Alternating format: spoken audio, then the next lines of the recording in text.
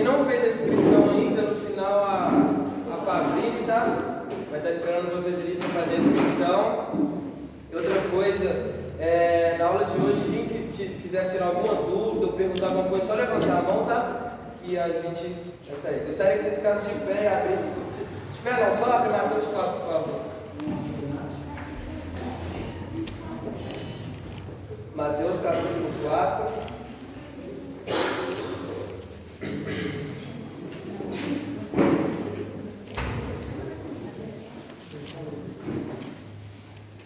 Mateus capítulo 4, versículo 1 e 2. Kennedy, lê para a gente, por favor. Então Jesus foi conduzido pelo Espírito ao deserto para ser tentado pelo diabo. E tendo jejuado 40 dias e 40 noites, depois teve fome. Lê só o versículo 2 de novo, por favor, Kennedy.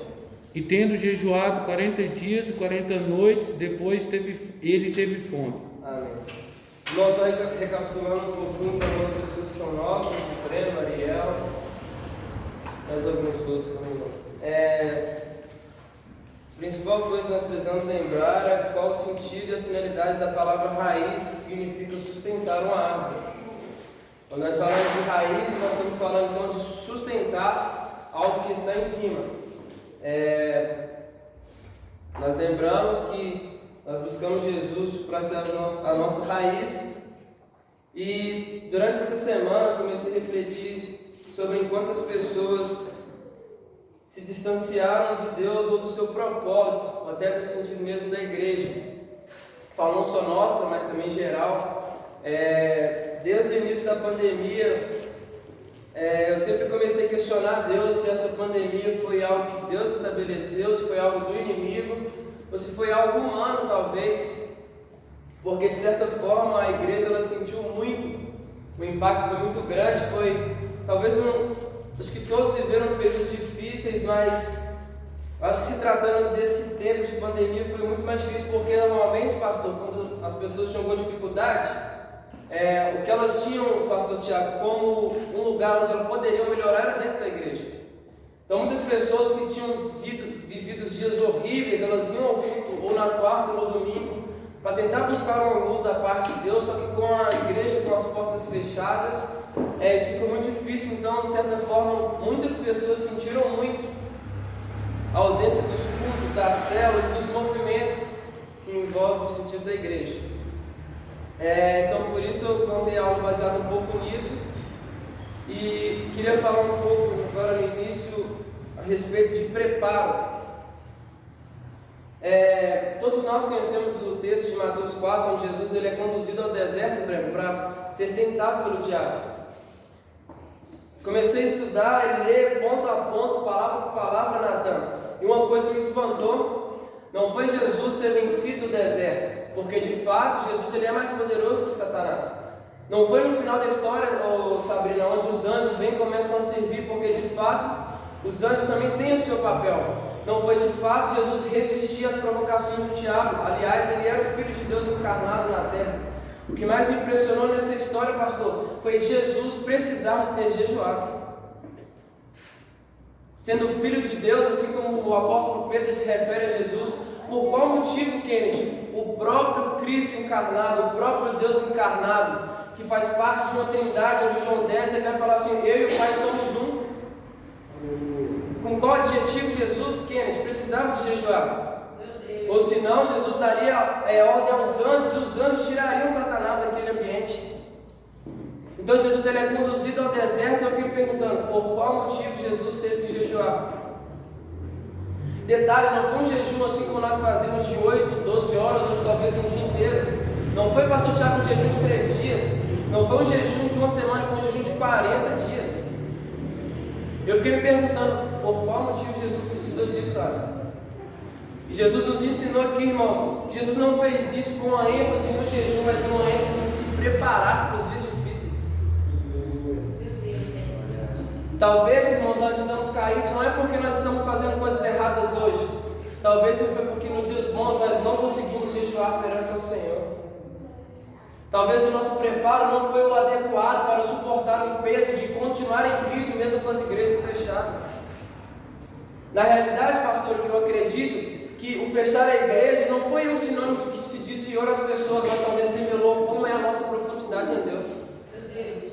Eu tenho certeza, depois de tudo que eu venho estudando sobre raízes, que as nossas raízes nunca serão provadas até nós passarmos por dias difíceis. Nós nunca, Simone, iremos provar as nossas raízes em dias bons. Nós iremos provar as nossas raízes nas nossas crises emocionais. Iremos provar as nossas raízes nos nossos piores dias. E Jesus aqui ele está se preparando. Eu comecei a refletir no personagem Pedro Ávila. Vocês já repararam que os discípulos começaram a exercer o seu chamado, o seu ministério depois que Jesus foi para o céu?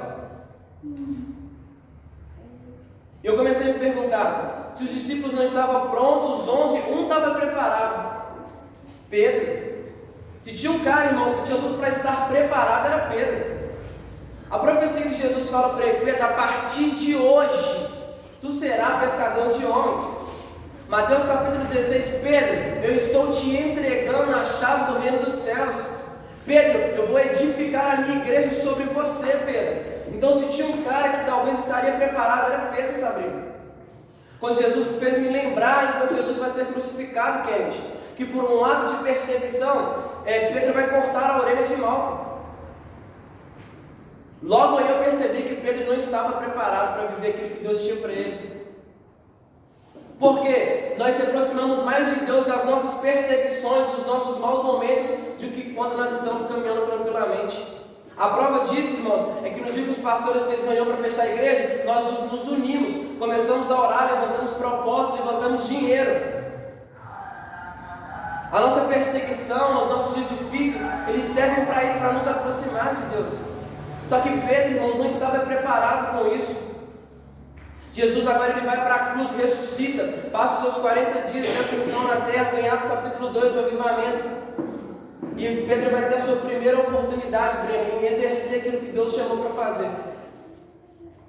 Só que em Atos capítulo 10 eu vejo que Pedro está pronto. Pedro está? Não. Pedro está? Não. Pergunte por quê? Porque diz a Bíblia que Pedro vai ser preso, mas Pedro não machuca ninguém. Diz a Bíblia que Pedro vai ser acorrentado, mas Pedro não fere ninguém.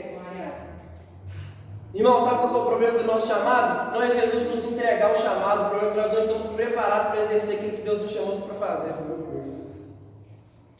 E tem um detalhe, irmãos: nenhum discípulo exerceu o seu chamado dentro da igreja. Na igreja, irmãos, o nosso intuito é servir. Se você quer descobrir o seu chamado, vá daqui lá para fora e descubra realmente o que Deus chamou para fazer. Porque eu acredito, pastor, que nós vivemos um chamado que é somente baseado aqui dentro, é um chamado que está errado. Então Jesus, irmãos, ele foi para o deserto. Eu queria que vocês abrissem aí Êxodo capítulo 5.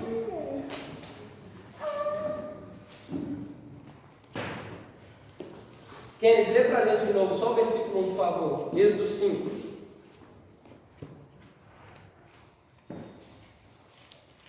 Êxodo 5, 1. Isso. E depois foram Moisés e Arão a Faraó, e lhe disseram: assim diz o Senhor Deus de Israel: deixa ir o meu povo, para que me celebre uma festa no deserto. Repete comigo, só um, Cláudio. Repete comigo, festa no deserto. Irmãos, agora cá para nós. Ou Deus estava zoando, ou somos nós que enxergamos a coisa errada? Qual lugar que o crente mais teme, irmãos? Qual lugar que o crente mais teme, crente? O lugar que nós mais detestamos, talvez, embora seja um lugar onde a gente aprenda muito, é o deserto, irmãos. Se tem um lugar que nós quer passar longe, é o deserto. Eu comecei a me perguntar: se Deus é Deus, Deus colocaria para celebrar no palácio de Faraó. Se Deus é Deus, gente, Deus coloca o povo para celebrar a festa no monte. Se Deus é Deus, Deus coloca para celebrar a festa em qualquer lugar, agora no deserto. Só que eu comecei a estudar, pastor, e no capítulo 6 de Êxodo diz a Bíblia assim, que Deus fala para eles celebrar uma festa no deserto, porque Deus se recordou da aliança que eles tinham com Deus. O que eu te pergunto, talvez não é o deserto que você está vivendo, irmãos, mas aonde está a sua aliança? Aonde está da aliança das pessoas que saíram daqui por causa dos desertos. Diz a Bíblia, pastor, que Deus vai falar assim, ó, eu ouvi o gemido do povo e vi a sua aflição. Em Êxodo 2, Êxodo 3 vai dizer assim, ó, que o clamor do povo subiu até mim. Um povo que está no deserto, um povo que está acorrentado, um povo que está sofrendo, mas que não deixa de clamar. Se você parou de clamar, irmãos, no deserto, isso revelou que a sua profundidade ainda é muito rasa. E tem um detalhe, irmãos. Eu queria falar, quantos que tem chamado de ser pastor? Levanta a mão. 1, 2, 3. Boa sorte. Mas daqui a pouco a notícia não é muito boa. Mas amém. E eu te pergunto, irmãos, aonde está a nossa aliança? Aonde está a aliança da igreja? Aonde está o nosso choro? Irmãos, a igreja é a noiva, correto? E Jesus é o noivo. A primeira, eu acredito, tá? Uma das primeiras coisas que Jesus vai olhar para a igreja na sua volta, não é a quantidade de coisas que a igreja fez, gente. É olhar para o nosso dedo e ver se a gente ainda tem aliança. Meu Deus. Abraão, ele tinha 2 filhos, irmãos, Isaac e Ismael. Diz a Bíblia, pastora, que com Ismael Deus falou assim, ó, Ismael, eu vou te abençoar, eu vou multiplicar a sua descendência. Versículo abaixo, Gênesis 17, se eu não me engano, diz a Bíblia que Deus vai falar assim, mas a minha aliança, Abraão, é com Isaac e não com Ismael. Irmãos, Ismael não foi uma maldição, Ismael foi abençoado. Não é pecado ser abençoado, irmãos, muito pelo contrário. Mas a aliança era com Isaac. Só que tem um detalhe em Gênesis 21, pastor, é que a Bíblia encerra aqui o vínculo de Abraão com Ismael, depois que Ismael foge com sua mãe, com Agar. Só que no capítulo 21, que ele diz a Bíblia, que Deus, além de ter uma aliança com Isaac, ele abençoa Isaac. Percebeu que nem sempre quem é abençoado significa que tem aliança? Mas percebeu que quem mantém aliança com Deus sempre vai ser abençoado? Só que tem um detalhe, irmãos, quantos aqui querem ter aliança com Deus? Ismael não foi sacrificado. Quantos querem ter aliança com Deus? E onde está o seu sacrifício? Aonde está o nosso sacrifício, irmãos? Jesus, irmãos, não tem dificuldade de abençoar ninguém. A Bíblia diz, Ele nos escolheu com todas as sortes de bênção. Mas quando a Bíblia fala de aliança, significa que são poucas pessoas, porque ninguém quer ser sacrificado. Em Mateus 16, Jesus ele faz um ensinamento muito top, pastor. Eu comecei a estudar sobre algumas perguntas que Jesus fazia no seu tempo. E de fato, Jesus respondia, Natan, pouquíssimas perguntas, ele sempre deixava no ar. Só que a pergunta, Kenneth, mais impressionante de Jesus para mim no seu ministério foi essa. Em Mateus 16, Jesus pergunta, eles dizem que eu sou Elias, outros dizem que eu sou Moisés. Eu imagino os discípulos falando assim, não sabe de nada. E está perguntando para a pessoa errada. Quando Jesus se vira para os 12 discípulos e pergunta, e para vocês? Quem eu sou? Irmãos, eu te faço uma pergunta hoje. Você seja filho, você seja talvez um amado por Deus, mas e para você? O que Jesus é para você? O que Jesus é seu, irmãos? Qual é a finalidade de Jesus na sua vida? Será que Ele é seu amigo? Será que Ele é o seu pai? Será que Ele é o seu conselheiro? O que Jesus é para você? Eu queria que vocês refletissem um pouco nisso durante a semana. Se Jesus te perguntasse, Simone, e para você, Simone, quem eu sou? Qual seria a nossa resposta? O único que respondeu, pastor, foi Pedro. Olha o que Pedro vai falar aqui, gente. Verdadeiramente, o Senhor é o Cristo, Filho do Deus vivo. E Jesus vai falar, parabéns, Pedro. Sabe qual que é a palavra que Jesus usa, Kenneth? Bem-aventurado és tu, Pedro, porque o que te revelaste não foi carne nem sangue. Irmãos, será que nós temos Jesus mesmo como um pai? Pastor, eu estava pensando assim, todos os filhos crescem, sim ou não? cresce, arruma um serviço, compra sua casa, seu carro. Só que a maior qualidade do filho, Simone, não é crescer. A maior qualidade do filho é obedecer. Porque crescer, qualquer pessoa cresce. Agora, obediente, só quem respeita a sua paternidade. É por isso, pastor, que eu desacredito que, falando um pouco sobre paternidade, que pessoas que não respeitam a Deus dificilmente vão respeitar os seus próprios líderes. Amigos que não respeitam a Deus dificilmente vão te respeitar. Pergunta? Ah, achei que era. Não, Natan, pensei que não, achei que era. Então, pessoas que não respeitam a Deus, irmãos, que não obedecem a Deus, dificilmente vão nos respeitar. Pastores, agora o primeiro conselho para os pastores: não queiram no rebanho pessoas que não respeitam a Deus, porque quem não respeita a Deus vai respeitar o homem como? Pessoas que não obedecem a Deus ou às suas autoridades dentro de casa, como é que vai respeitar um pastor? Eu queria que vocês abrissem agora, querendo, abre para mim, querendo já ser meu ajudante. Neemias capítulo 6, versículo 1, por favor. Sua Bíblia é igual a minha, não é? Olha, isso mesmo. Neemias capítulo 6, versículo 1.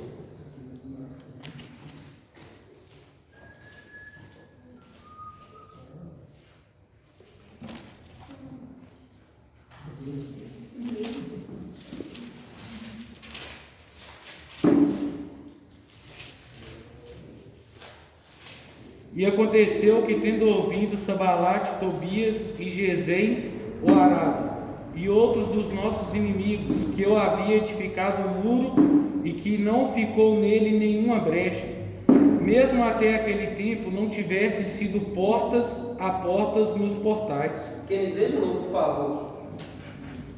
E aconteceu que, tendo ouvido Sambalate, Tobias e Gesem, o Arábio, e outros dos nossos inimigos, que eu havia edificado um muro e que não ficou nele nenhuma brecha, mesmo até aquele tempo não tivesse sido postas as portas nos portais. Irmão, preste muita atenção nessa parte.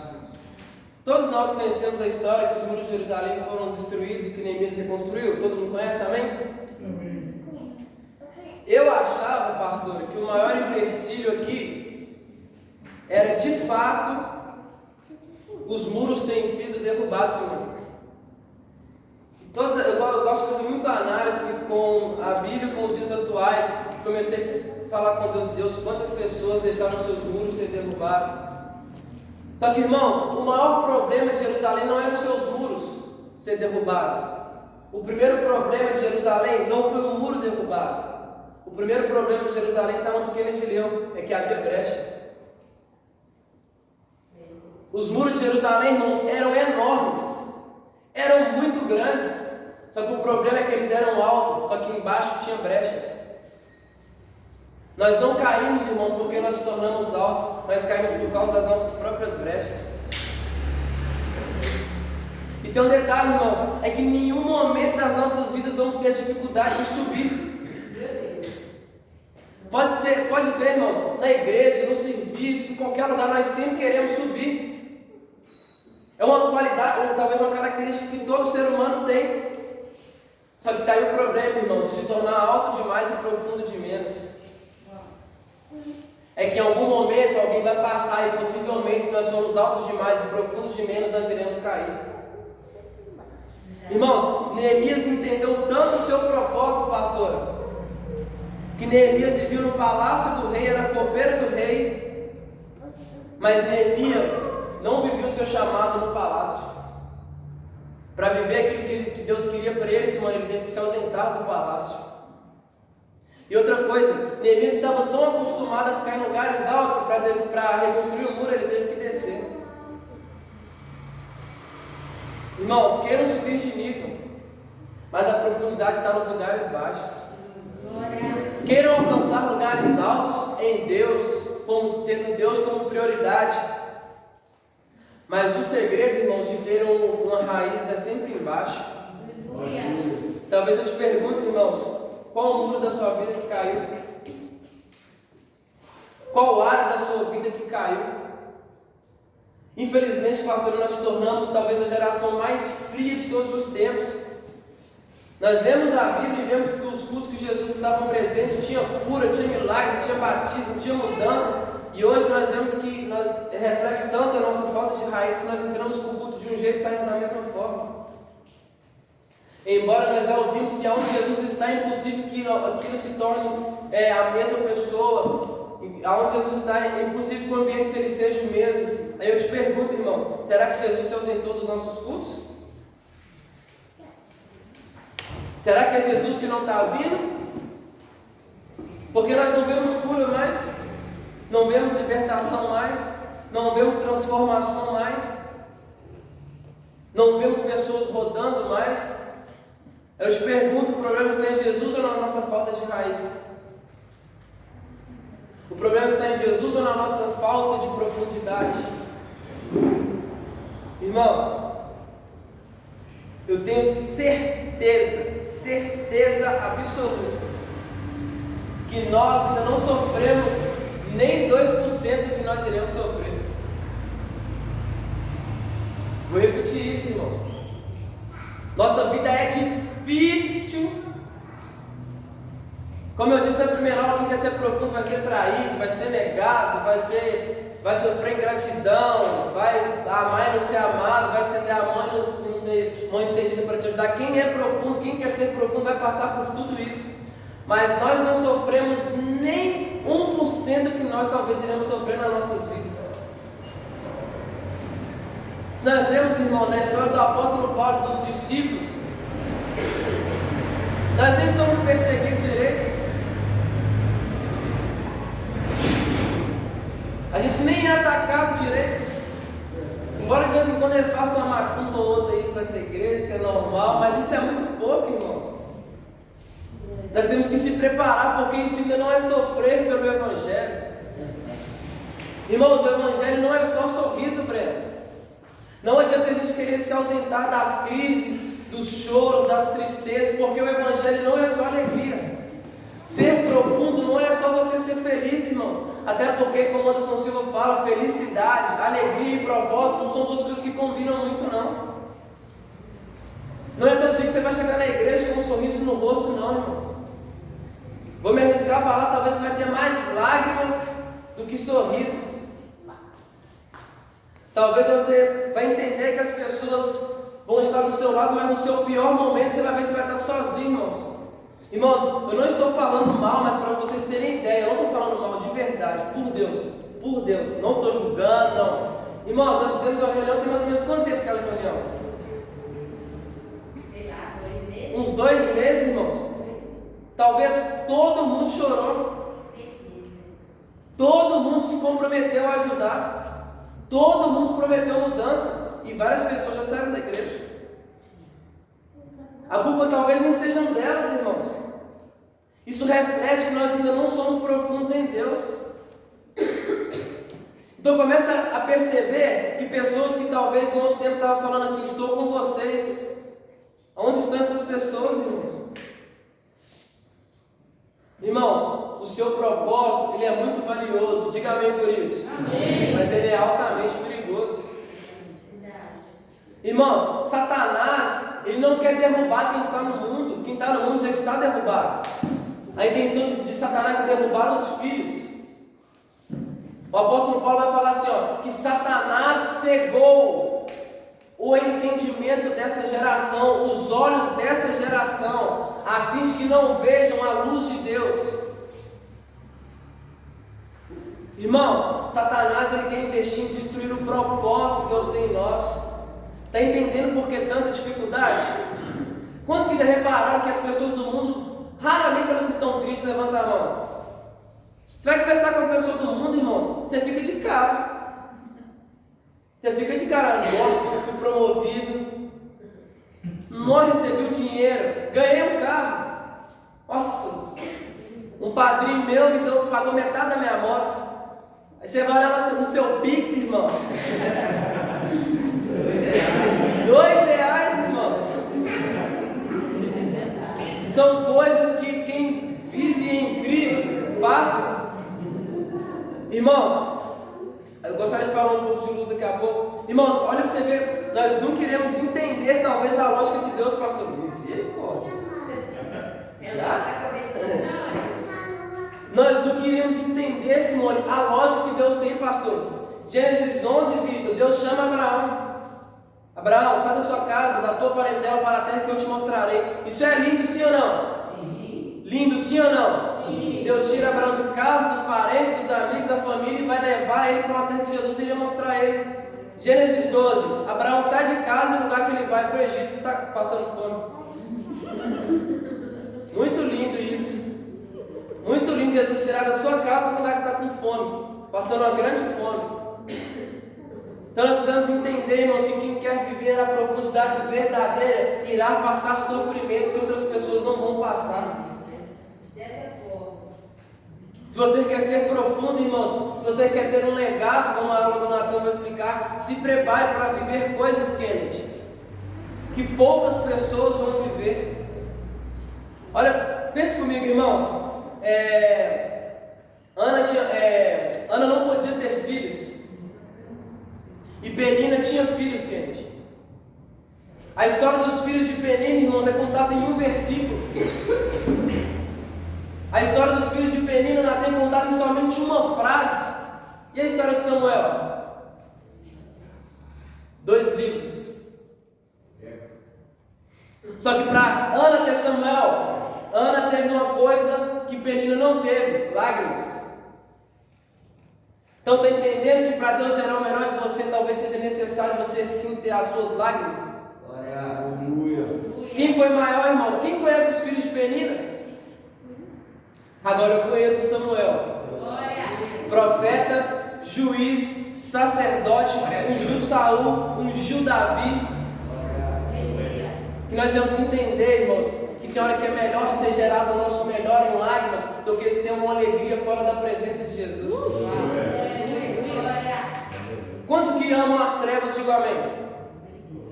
Gênesis, abre aí Gênesis 19, Êxodo 19, versículo 9. Kennedy, por favor.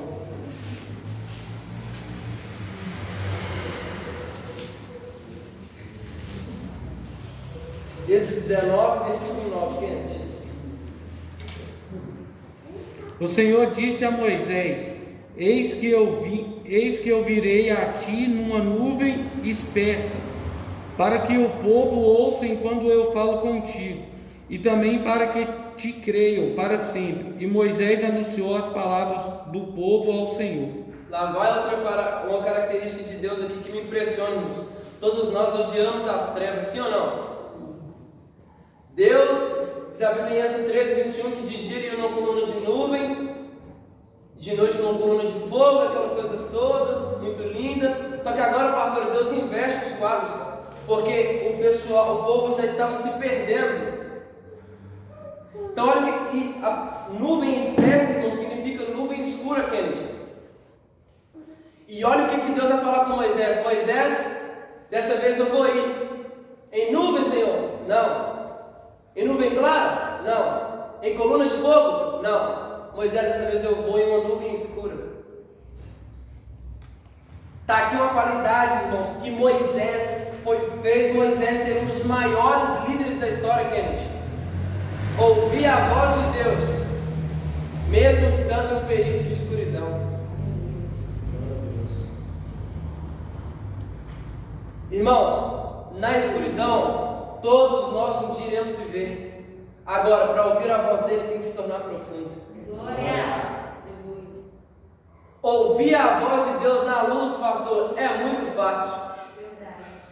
Ouvir a voz de Deus quando está tudo bem é muito fácil. Agora, ouvir a voz de Deus quando não tem nada dando certo, só quem é profundo. Só quem é profundo. Percebeu, pastor, que em nenhum momento Deus fala com o povo depois com Moisés? Porque o povo não tinha profundidade para ouvir o que Deus queria estabelecer com o seu povo. Se Deus não tem falado com você, irmão, não foi Deus que se calou.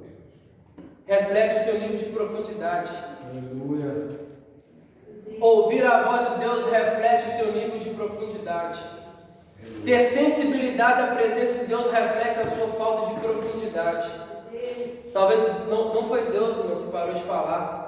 Ele é o mesmo ontem, hoje e para sempre. Deus, Ele é o mesmo. Fomos nós que mudamos as nossas essências. fomos nós. Fomos nós. Em Jó 42, no versículo 5, depois que Deus ele transforma a vida de Jó, pastor.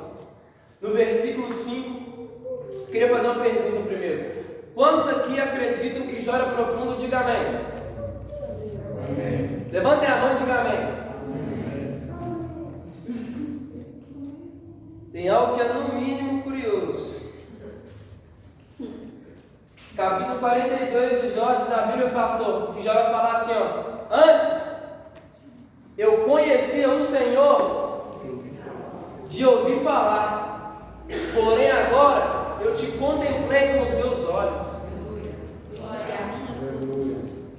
Sabrina, para Deus falar com Jó não precisou perder nada.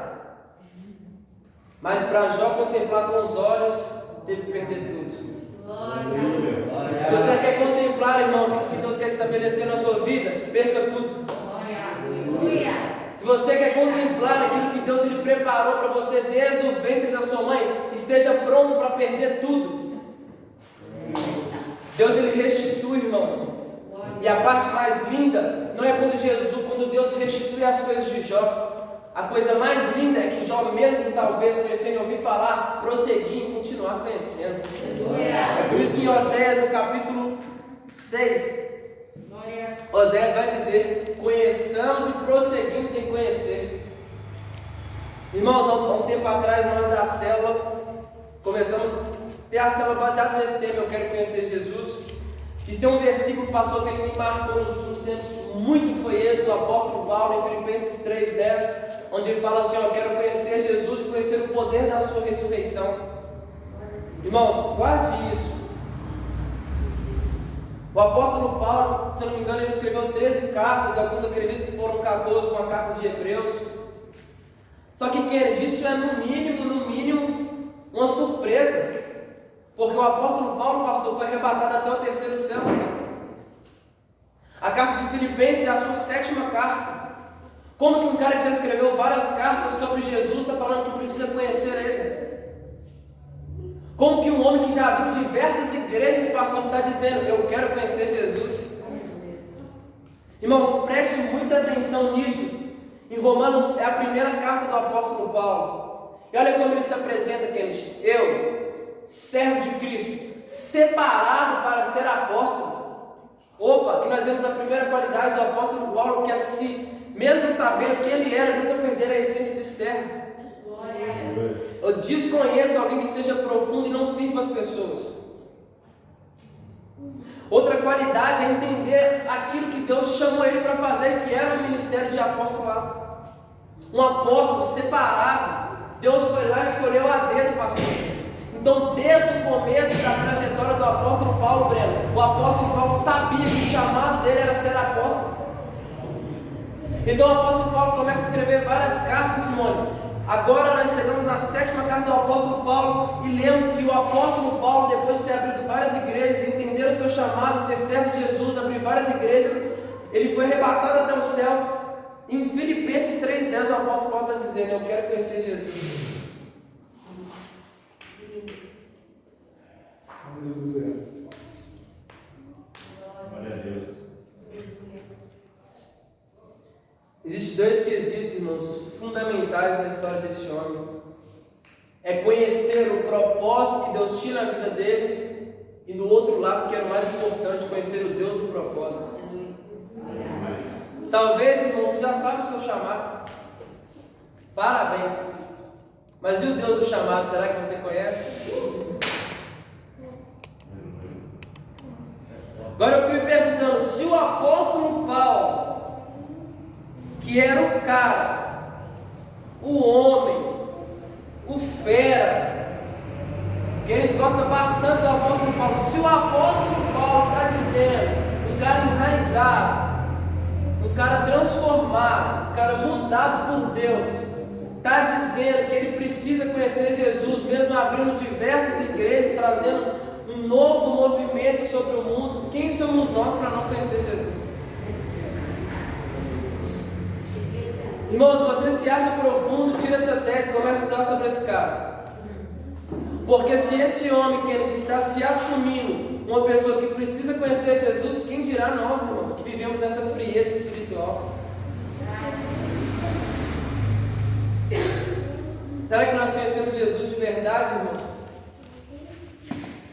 Será que nós conhecemos Jesus de verdade? Será que nós já desfrutamos, Simone, das melhores coisas que Jesus tem para as nossas vidas? Um dia, irmãos, eu falei assim, vou no monte, hoje eu vou começar a orar. Eu quero orar por tudo, família, igreja, não sei o quê. Chegou lá, Jesus falou assim comigo, não ore, só contempla as coisas. E por uns 30 minutos, irmãos, eu só fiquei observando, eu não consegui falar nada. Está percebendo que talvez nós fugimos das coisas que Deus criou? Está percebendo que nós perdemos um pouco da nossa sensibilidade, queridos? Está percebendo que nós perdemos um pouco do amor que nós tínhamos em ir para a presença de Deus? Irmãos, vamos buscar conhecer o Senhor. Vamos buscar conhecer o Senhor verdadeiramente, Deus. Você pode ter o que você quiser, irmãos, dinheiro, casa, família, mas o que vai te manter de pé, queridos, na presença de Deus não são pessoas, são a própria presença do Espírito Santo. Eu queria que os pastores ficassem de pé. Quem tem um chamado de ser pastor? Meu Deus.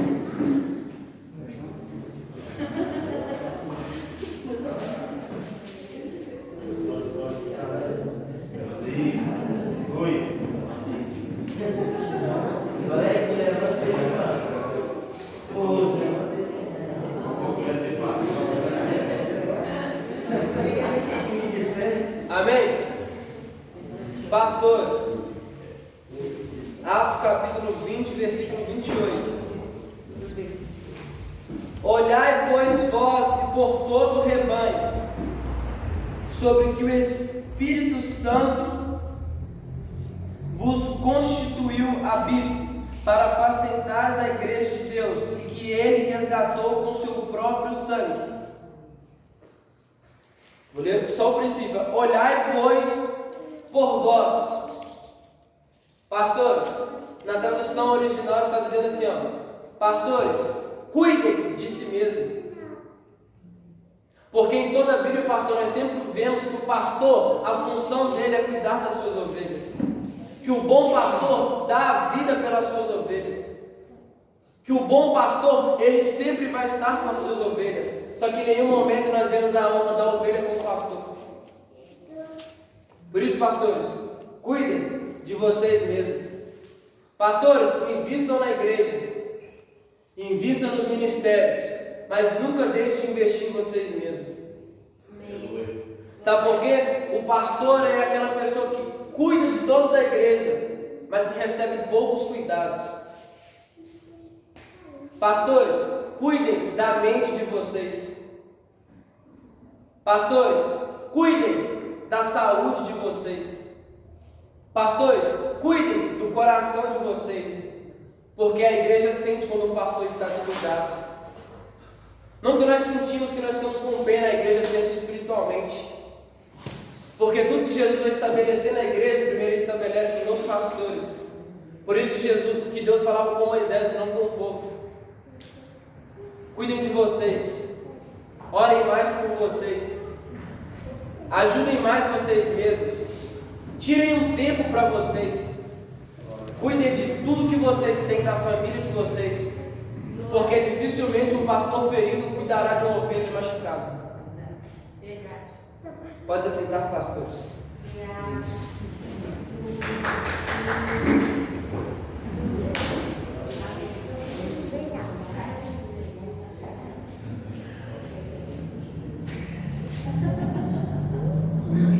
E para nós encerrarmos, irmãos,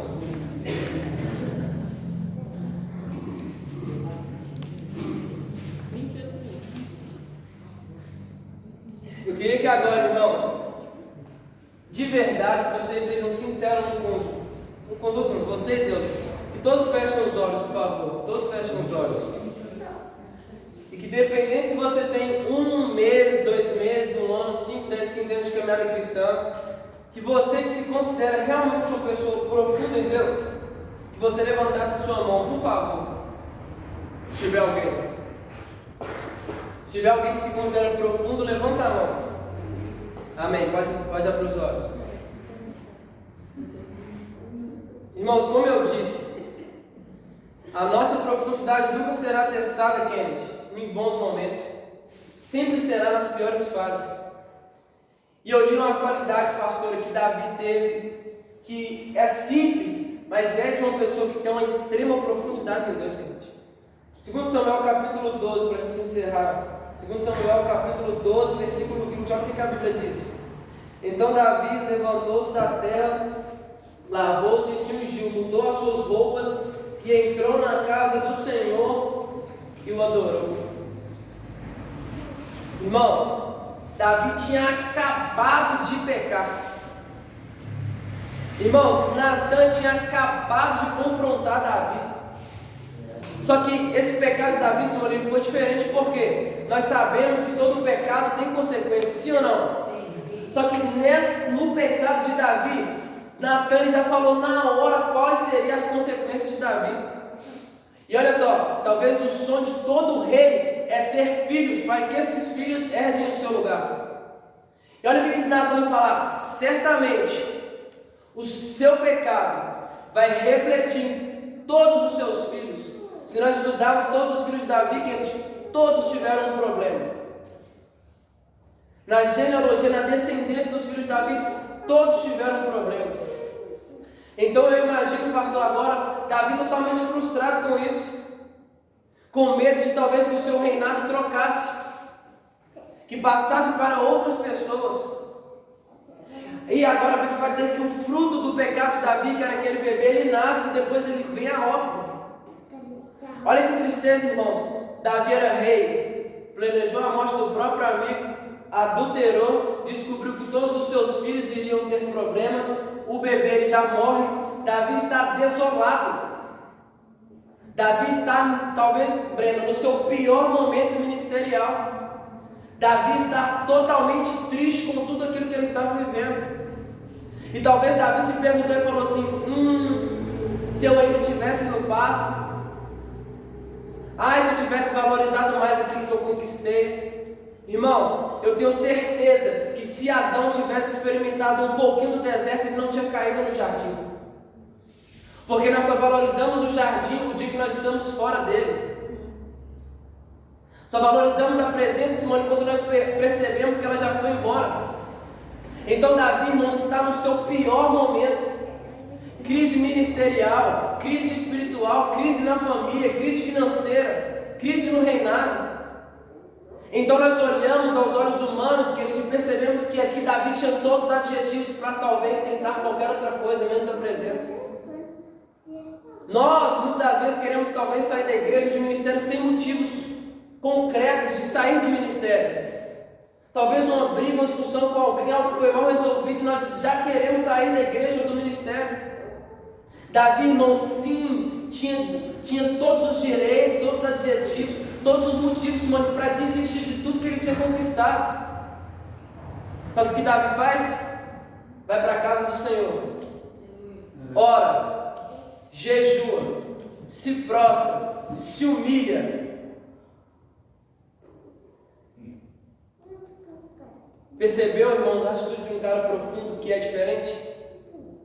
É que se fosse qualquer outro rei, pastor, ele tinha abrido mão do reinado. É que se fosse qualquer outro rei, tinha abrido mão de tudo aquilo que ele conquistou. Mas Davi não, entendeu? Eu perdi coisas, eu pequei, mas se a presença me levantou um dia, ela pode me levantar de novo. Quer ser profundo, irmãos? Diga amém. Amém. Não se ausente da presença do Senhor. Irmãos, o dia que você, talvez você estiver pecando, irmãos, guarde isso.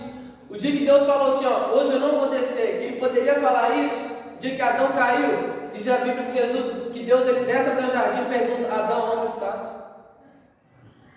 Até quando a criação caiu, Deus foi atrás. Irmãos, Deus está atrás de nós estamos em pé ou não, Deus está à nossa procura. Irmãos, nós querendo ou não, Deus está atrás da gente. Você pode, irmãos, querer buscar a presença de Deus todos os dias, mas o desejo dele de te buscar é muito maior do que o nosso. E nós devemos compreender, irmãos, que nós somos pessoas falhas e pecadoras, mas que mesmo assim Deus está à nossa procura. Que mesmo nós sendo pessoas falhas, propícios ao pecado, Deus ele está à nossa procura. E olha o que a Bíblia diz que Davi faz, ó. Diz a Bíblia que eles questionam Davi: Davi, já parou de chorar? Já acabou o choro? Davi já acabou as lágrimas? No final, Simone, Natã fala assim com Davi: certamente o Senhor perdoou as suas iniquidades. Davi tinha duas realidades, irmãos: a realidade que ele errou e a realidade da nova oportunidade. Irmãos, ser profundo não é buscar só coisas sobrenaturais, é aproveitar todos os dias a oportunidade que Deus está te dando de se aproximar dele. Gostaria que vocês ficassem de pé. Irmão, aí eu vou lá na pergunta, a primeira pergunta que você fez: o que levou Jesus a jejuar 40 dias e 40 noites? O que levou Jesus a jejuar? A preparação, né? Isso.